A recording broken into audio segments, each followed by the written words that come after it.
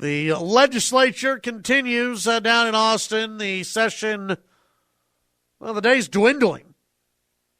They don't have much time left down in Austin. For some people, that's a good thing. For others, they're starting to get a little bit worried about some legislation going on in Austin. Well, let's visit and get the latest with the Vice President of Policy at the Texas Public Policy Foundation, Chuck DeVore. Chuck, good morning. How are you? Hey, good morning. I'm doing great. Looking forward to the weekend. Yeah, it is here, almost here, and the days, like I said, are going by quickly now in Austin, and there's still a lot of work to get done. There is. The days are counting down, and you got to get language passed in both houses. It's got to be exactly the same, and the governor's got to sign it. So you got a lot of lawmakers out there that are scrambling right now. Yeah, absolutely. Of course, there's still the great tax cut debate going on in Austin. You have the House, which a majority, a supermajority, I guess, of Republicans, reinforced that version that they really do like. The House version. The Senate, I think they bolstered their argument yesterday with wanting to cut property taxes by really passing a piece of legislation or an amendment that would have a huge impact on property taxes, correct? Well, absolutely. Texas has I think it's the 14th highest property tax rate in the country. Now, of course, we have that because we don't have an income tax, and we are low taxed overall. If you look at taxes on a state and local basis, so if you include the local taxes, we're 47th in the country when you look at the share of state income that government takes. Of course, we're Texans, and we always like to be number one, so, how could we be even lower and encourage more job growth and development?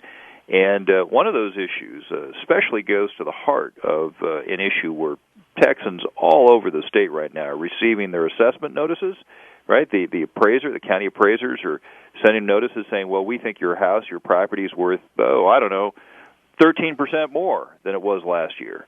And the challenge with this is that it isn't necessarily based on what you buy your house for or what it's actually worth on the market. It's based on what a person who works for government decides your house is worth. And you can try to, take them to court, if you will, or, go to arbitration and try to get it lowered, but that doesn't always happen, right? So there's a bill out there by Senator Betancourt that would deal with this process and try to put a little damper on what has frequently been rapidly increasing taxes at the local level. Mm-hmm. And that's a good thing to try to do something like that. Yeah, I think so. This a new amendment out there. 60% of the governing body of a political subdivision that seeks to set a property tax rate. This is requiring a supermajority, and it'll be interesting to see how the House plays with this and how this impacts the tax cut debate. Do you think it'll have much of an impact on that debate? Well, I think it may if you look at it in conjunction with the fact that you've got Texans receiving these appraisal notices, and so the current law says that a simple majority of the governing body. Now, here's the way it works, right? If your taxes, if the total amount of revenue goes up, I believe by more than 8%. So that revenue going up by more than 8%, that's a combination between assessments going up or rates going up or both, right? So if the revenue coming in goes up by more than 8%, then a majority of that governing body has to vote to say, yeah, we agree it should go up by more than this amount. Now, practically speaking, if you look at Lubbock, right, you got your Lubbock ISD, you got 7 members. Right now that means that 4 of the 7, just a bare majority, could vote to raise the taxes a significant amount on the people of Lubbock. If this amendment goes through by Senator Betancourt, it would change that simple majority to 60%. And on a 7-member board, that means instead of 4 votes, you'd need 5 votes. So it's just a little higher hurdle to take more money from local people. So, yeah, I think that's a useful debate to have, and I think it certainly strengthens the case in the Senate for property tax relief. Now, that said, the House is making a real strong case, too. Their tax cut proposal is bigger than the Senate's. It's a little bigger, about $4.9 billion a year versus about 4.5. And they go about it by cutting sales taxes and the business tax, whereas the Senate is looking at cutting the business tax and the property tax. Yeah, and either way, I don't think Texans lose out here. I think it's a good, healthy debate. That it is a having. healthy debate. Yeah. It is, and it's a good debate to have. And I don't think you're having that sort of tax cut debate in a lot of other states right now. And so good on you, Texas, right? Absolutely. Where are we on some of the Senate's priority bills right now? That's a great question. Every year you kind of have this, or every session you kind of have this competition. Who's passing the most bills? And I can tell you, as a former California lawmaker, conservative who used to vote no on an awful lot and almost always saw bad legislation pass, it's not a good idea to simply look at, we passed X number of bills, because usually bills expand government power, and that's not a good thing, right? You want to go the opposite direction. So in the case of the Senate, what we're looking at is, how many priority bills have they passed out? And you can tell a priority bill in Texas because typically they have numbers from 1 to 20, and if they're like Senate Bill 15 or House Bill 7, that means it's a priority bill. And so what you're seeing is the Senate has passed quite a few of the high priority bills. In fact, more so than 2 years ago. So that's a very interesting thing. You have things like contract reform and education, energy and the environment, ethics. So what you're seeing is the vast majority of the very important bills that Lieutenant Governor Dan Patrick wanted to pass out, he's been able to pass out and send over to the House. Visiting with Chuck DeVore, Texas Public Policy Foundation. Chuck, let me ask you about transportation. What was it? Late last? I guess sort of late last night. The House voting in favor of moving over about $3 billion in existing money over to transportation. Correct? Yeah. What's happening is that there's an increasing desire to put more money into transportation in Texas. This is needed for twofold. Number one, we had been borrowing money for the last 15 years or so to spend on transportation. And by the way, it's not bad to borrow money for transportation any more than it's bad to take out a mortgage to buy a house, right? I mean, you'd rather have use of the house now rather than save up and be able to buy a house once your kids are grown and out of the house, right, or gone.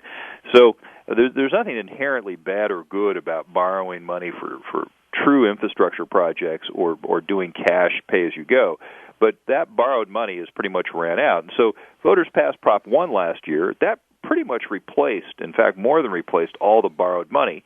But lawmakers would like to do more because Texas continues to grow fast, and the belief is that we need more money for transportation. So what the legislation passed last night does is it basically carves out existing sales tax revenue that has been, that's generated from the sales of automobiles or auto parts and things like that, carves it out and dedicates it to transportation spending, and pretty significantly increases that spending.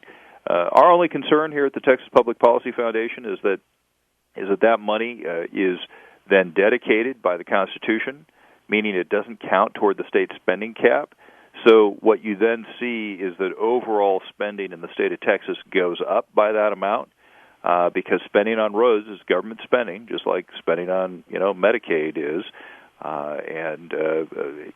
So you got to take a little good with the bad with this one. We wish that it would count toward the spending limit, but it doesn't. Few bills are perfect. Yeah. Chuck, there's two more things I want to get your opinion on, your thoughts on before we. Like I said, it's been a busy week down in Austin. House passed a bill that would abolish the state tech fund. This is something that's been around. Was one of the former governors' big initiatives out there, and the House is voting to get rid of it. What are your thoughts? Well, we've never been fans of what has, colloquially been called corporate welfare or picking winners and losers. If a company can't attract venture capital or bank loans to underwrite their high-tech ideas, then maybe the idea isn't all that good to begin with. So, we're happy that the legislature is seeing this being revised out. We're not completely thrilled by the fact that a lot of that money is going to then be shifted over to the universities to try to pay professors more and to try to recruit top-flight professors. Not sure if that's necessarily the best use of the money, rather than simply take the money and use it to, for example, abolish the franchise tax. Just get rid of that tax entirely. And if we did that, of course, we'd be the only state in the country without a individual income tax or a corporate tax. We think that would be far more stimulative of job growth and investment. But yeah, we're happy to see the that emerging technology fund go by the wayside. We think that its time is come and gone. And then finally, the Senate yesterday took steps to sort of rein in the rising cost of tuition. And it's a couple different step process that they're taking, correct? Yeah, so the issue of tuition regulation, or whether you're going to put a cap on tuition, very interesting issue, right? So private colleges and universities, they can charge whatever they want, let the market rates determine that. And of course, the challenge we have right now, Chad, is that the federal government has just distorted the heck out of the college education market, because we've kind of gotten into this trap where we think that everybody needs a college degree, and of course that's not the case. Some people are not suited for college and end up accumulating huge debts that they have a very difficult time repaying. Number one. Number two, all that free federal money with the low-interest loans has caused colleges, both state and private, to raise their tuition to suck up all that free money. And so you end up with colleges and universities with a lot of fat, building these huge edifices, paying their administrators obscene amounts of money. And so what this bill, the one I'm thinking of, is by Dr. Schwartner, a senator, would limit or return some regulation to what the state colleges and universities could charge. Now, that used to be the case a number of years ago, and then tuition was deregulated, I think, about around 10 years ago or so, and allowing the state universities and colleges to charge whatever they wanted. And this would return regulation. I think that the bigger problem, though, is getting the federal government out of the education business, because what you've seen with the federal government and all the free money that they print is that they distort the markets. And it ends up then that college tuition rises far more rapidly than the rate of inflation as those colleges suck up all that money. It's all about supply and demand, Chad. Yep, absolutely. Chuck DeVore, Vice President of Policy, Texas Public Policy Foundation. As always, Chuck, appreciate your time. Any more grackle attacks, by the way? No, the grackles are okay. Quiet. I think the baby grackles are starting to grow up now, and so maybe the parents are a little less protective. Okay. But they are loud, and I don't know whether it's symbolic or not. You leave the quiet confines of our think tank here, and you walk up the 2 blocks to the Capitol, and you have the cacophony of the grackles on your way in. It's like, grackles, it's just a preview. Legislature. Yeah, it's just a preview of what you're going to get. Hey, Chuck, as always, appreciate your time. Encourage folks to go to texaspolicy.org for much more information about what you guys do, and a lot of great news and information there as well. Chuck, thanks again. Thank you. Have a good one. That's Chuck DeVore, Texas Public Policy Foundation.